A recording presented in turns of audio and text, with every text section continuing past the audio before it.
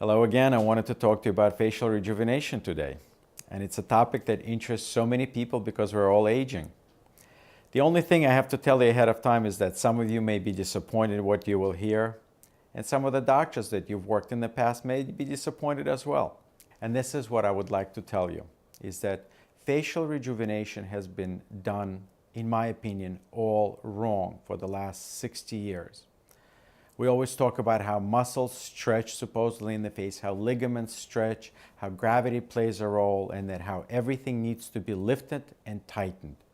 The truth is, none of this is correct.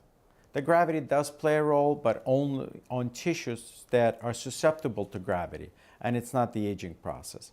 What happens as we age is our muscles actually become shorter and stiffer.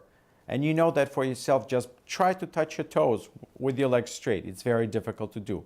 The same thing occurs in the muscles of the face or any place else on the body. So what does happen in reality? What happens is that the face, just like the rest of the body, loses fat as we age. Also, what we do lose is volume of bone, particularly around the cheek area and around our teeth. And that is the reason why our teeth become looser as we age. And how do I propose to fix that problem? Well, fat. Fat for me is the gold standard for the future of facial rejuvenation.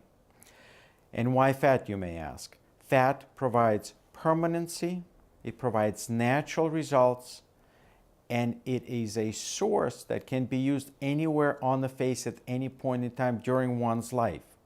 What I personally do with my patients, I invite them for a consultation with photographs of themselves between the ages of 16 and 25.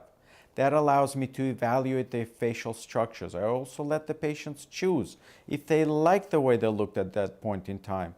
And if they didn't like a certain area of their face, I can easily fix it with fat.